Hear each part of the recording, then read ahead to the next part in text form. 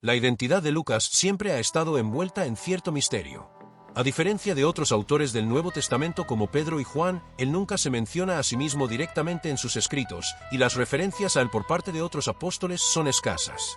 Sin embargo, su legado es innegable. Fue el autor del Evangelio de Lucas y del libro de los Hechos de los Apóstoles, textos que juntos comprenden casi un tercio del Nuevo Testamento. Aunque no fue uno de los 12 discípulos originales, su impacto en el cristianismo es incalculable. No solo registró la vida y enseñanzas de Jesús, sino que también documentó la expansión del cristianismo tras la resurrección. Pero, ¿quién era realmente Lucas? ¿Cómo llegó a convertirse en uno de los cronistas más importantes de la fe cristiana? Según la tradición cristiana, Lucas nació en Antioquía de Siria, una de las ciudades más influyentes del mundo antiguo. Antioquía no solo era un centro comercial y político, sino también un foco intelectual del Imperio Romano, donde convivían judíos, griegos y romanos. Este entorno cosmopolita le permitió recibir una educación de alto nivel, lo que explicaría su dominio del idioma griego y su sofisticado estilo de escritura. Un aspecto que distingue a Lucas de otros autores del Nuevo Testamento es su formación como médico. En Colosenses 4 y 14, Pablo se refiere a él como el médico amado, lo que sugiere que ejercía la medicina y era altamente respetado entre los hermanos en la fe.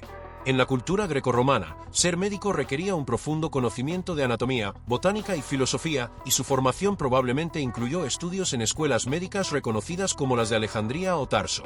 Esta educación médica se refleja en su Evangelio, donde se percibe un ojo clínico y detallado, especialmente en las descripciones de enfermedades y milagros.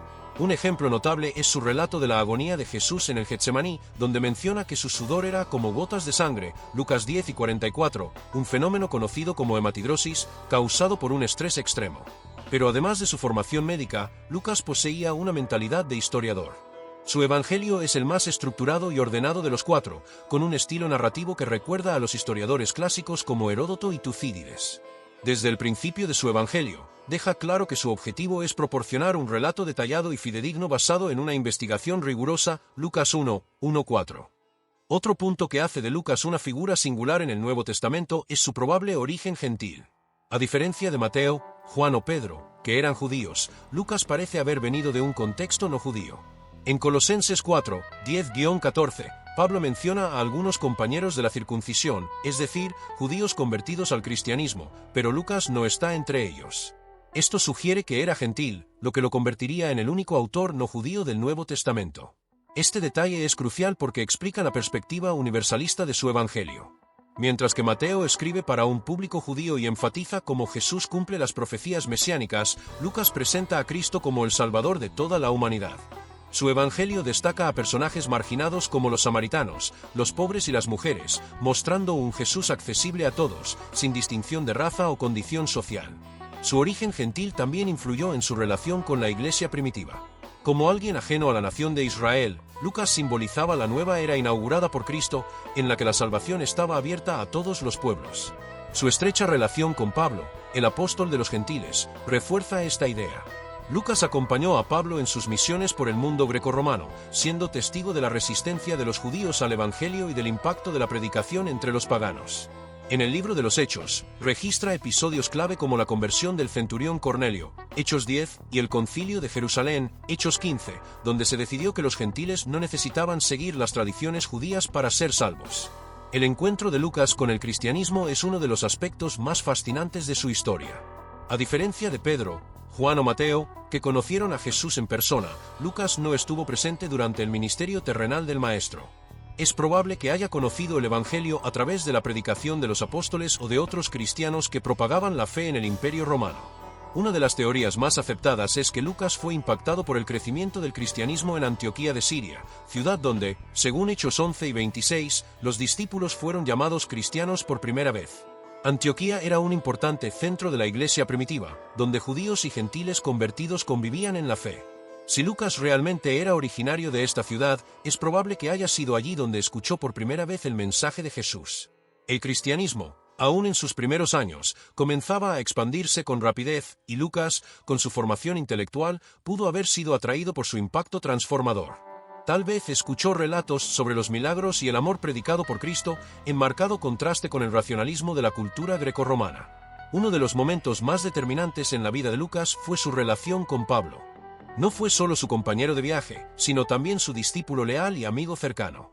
En varias cartas, Pablo menciona su presencia y apoyo constante, especialmente en tiempos de adversidad. Un detalle revelador en el libro de los Hechos es el cambio en la narración. Hasta el capítulo 16, Lucas escribe en tercera persona, describiendo los eventos como un observador externo. Pero de repente, en Hechos 4 y 10, la escritura cambia a primera persona del plural. Concluimos que Dios nos llamaba para anunciar el Evangelio. Esta transición indica que Lucas se unió a Pablo en ese punto y comenzó a vivir en primera persona los acontecimientos que registró.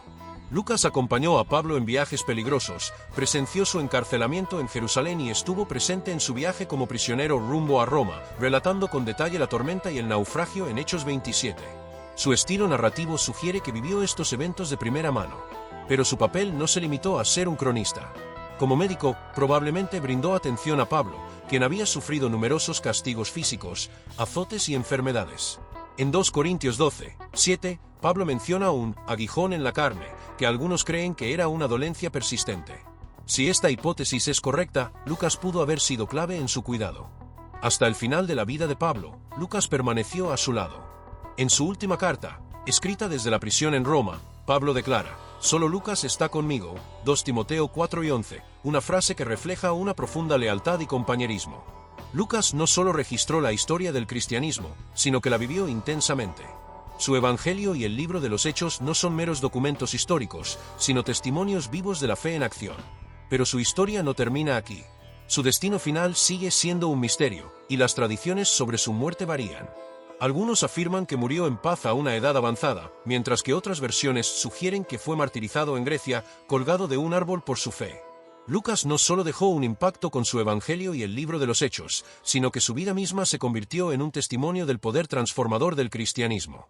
Pero su legado no se limita a la historia que escribió, sino a cómo su enfoque detallado y su pasión por la verdad ayudaron a consolidar la fe en las generaciones siguientes. Uno de los aspectos más fascinantes del Evangelio de Lucas es su énfasis en la compasión de Jesús y su preocupación por los marginados. Mientras otros evangelios se enfocan en aspectos mesiánicos o en la autoridad de Cristo, Lucas resalta su amor por los pobres, los pecadores y los extranjeros. Por ejemplo, es en su Evangelio donde encontramos la parábola del buen samaritano, Lucas 10, 25-37, una historia que desafía la discriminación y demuestra que el verdadero prójimo no es necesariamente quien comparte nuestra cultura o religión, sino aquel que muestra misericordia. También es en su Evangelio donde Jesús cuenta la parábola del hijo pródigo, Lucas 15, 11-32, una de las narraciones más poderosas sobre el amor y el perdón de Dios. En ella, un hijo que ha malgastado su herencia en una vida de pecado regresa arrepentido, esperando ser rechazado, pero en cambio es recibido con los brazos abiertos por su padre. Esta historia representa la gracia divina, un mensaje clave en la teología cristiana. Lucas es también el único evangelista que narra la historia de Zaqueo, Lucas 19, 1-10, un recaudador de impuestos despreciado por su pueblo, a quien Jesús no solo perdona, sino que honra al hospedarse en su casa. Este tipo de relatos refuerzan la idea de que Jesús vino a salvar a todos, sin importar su pasado. Otra característica distintiva del Evangelio de Lucas es su énfasis en la oración y la acción del Espíritu Santo. En su relato, Jesús ora en momentos clave de su ministerio, como en su bautismo, antes de elegir a los 12 apóstoles y en el huerto de Getsemaní antes de su crucifixión. Lucas también detalla la importancia del Espíritu Santo en la vida de los creyentes. En el libro de los Hechos, vemos cómo el Espíritu guía, fortalece y transforma a los apóstoles, permitiéndoles predicar con valentía y obrar milagros. Pero si hay un evento que marca un antes y un después en el cristianismo, ese es el día de Pentecostés. Lucas describe en Hechos 2 cómo el Espíritu Santo desciende sobre los discípulos reunidos en Jerusalén, capacitándolos para hablar en lenguas y predicar con un poder que impacta a miles de personas. Ese día, alrededor de 3,000 personas se convierten al Evangelio, y la iglesia primitiva comienza a expandirse. A lo largo de Hechos, Lucas narra la expansión del cristianismo, desde Jerusalén hasta Roma. Relata cómo Pedro predica con autoridad, cómo Esteban es martirizado por su fe y cómo Felipe lleva el Evangelio a Samaria. Pero quizás uno de los eventos más cruciales que registra es la conversión de Saulo de Tarso. Saulo, un fariseo que perseguía a los cristianos, tiene un encuentro con Jesús en el camino a Damasco. Este evento lo transforma por completo, y pasa de ser un perseguidor de la iglesia a su mayor apóstol. Desde ese momento, bajo el nombre de Pablo, viaja por todo el Imperio Romano predicando el Evangelio, y Lucas se convierte en su fiel compañero y cronista de sus viajes. El libro de los Hechos describe los numerosos peligros que Pablo y Lucas enfrentaron juntos.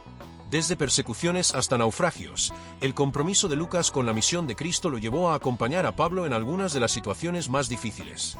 En una de sus últimas cartas, Pablo menciona que todos lo han abandonado, excepto Lucas, 2 Timoteo 4 y 11, lo que demuestra la lealtad inquebrantable del evangelista. Pero, ¿qué sucedió con Lucas después de la muerte de Pablo? Este es un misterio que sigue sin resolverse. Algunas tradiciones sugieren que continuó predicando en la región de Acaya, en Grecia, hasta su muerte. Otras afirman que fue martirizado por su fe, colgado de un árbol en Tebas. Sin embargo, otra versión sugiere que murió en paz a una edad avanzada.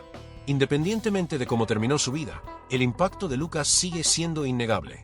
Su evangelio y el libro de los Hechos han sido fundamentales para la comprensión del cristianismo y han inspirado a millones de creyentes a lo largo de los siglos. Incluso en la historia de la Iglesia, Lucas ha sido venerado como el patrón de los médicos, y algunas tradiciones dicen que también era pintor, atribuyéndole el primer retrato de la Virgen María. Aunque esta historia no tiene base histórica, muestra la importancia que su figura ha tenido en la cultura cristiana. El legado de Lucas no solo se encuentra en sus escritos, sino en la forma en que su mensaje ha traspasado generaciones. Su dedicación a la verdad, su meticuloso registro de los hechos y su énfasis en la compasión de Jesús hacen de su evangelio uno de los más apreciados por los creyentes. Ahora dime, ¿qué opinas sobre la vida de Lucas? ¿Cuál fue el detalle que más te sorprendió? Déjalo en los comentarios y no olvides suscribirte al canal, activar la campana y compartir este vídeo con alguien que quiera conocer más sobre la Biblia. Nos vemos en el próximo vídeo.